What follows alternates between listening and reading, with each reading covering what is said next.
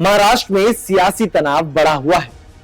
हर दल जनता को साधने में जुटा हुआ है। जनता आखिरकार 23 नवंबर को किसका साथ देगी, अब यह बड़ा सवाल है। नमस्कार, मैं आपके साथ विशाल सिंह। आज हम चर्चा करेंगे कि आखिरकार महाराष्ट्र सियासी सरगर्मियां जो तेज है, आखिरकार वोट बैंक अब किसके साथ जाने वाला है। महाराष्ट्र में विधानसभा चुनाव को लेकर घमासान छिड़ा हुआ है। ऐसे में दिग्गज भी चुनावी मैदान में उतर चुके हैं। लगातार एक एक कर हर दल विरोधियों को मात देने की फिराक में है। इसी कड़ी में अब सियासी बयानबाजियों के अलावा कई तीखे हमले एक दूसरे पर किए जा रहे हैं।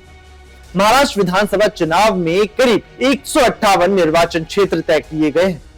राज्य की सत्ता की चाबी किसके हाथ होगी, यही वो निर्वाचन क्षेत्र तय करेंगे कि आखिरकार महायुति के पास ये चाबी जाएगी या महाविकास अघाड़ी के पास।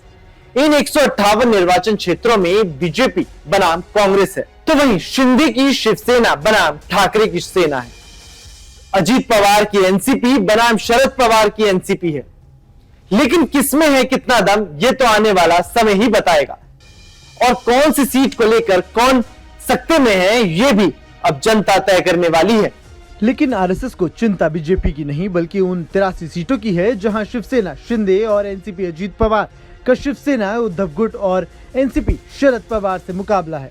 ये 83 सीटें तय करेंगी कि राज्य में बीजेपी कांग्रेस से बेहतर है या नहीं। असली शिवसेना शिंदे की है या ठाकरे की। असली राष्ट्रवादी अजीत पवार हैं या फिर शरद पवार।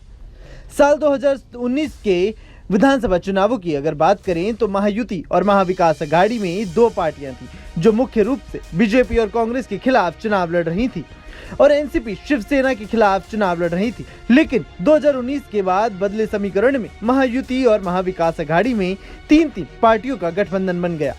इसलिए साल 2024 के विधानसभा चुनाव में सीधी लड़ाई का समीकरण बना हुआ है।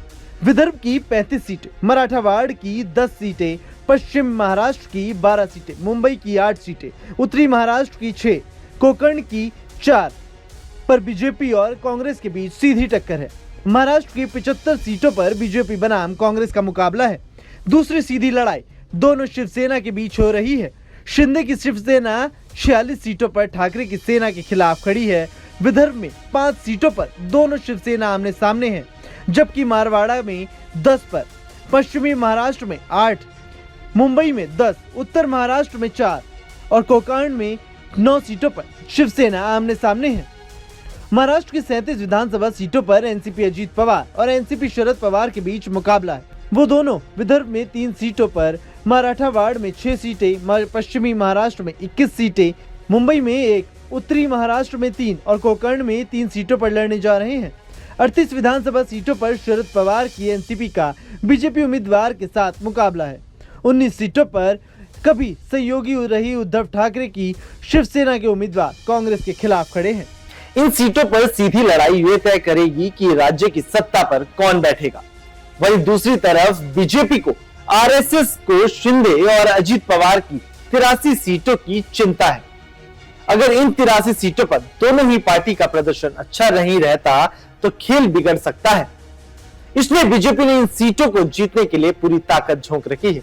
अब देखना होगा कि इन 83 सीटों से बीजेपी या उसके सहयोगी महायुति में क्या कुछ असर पड़ने वाला है।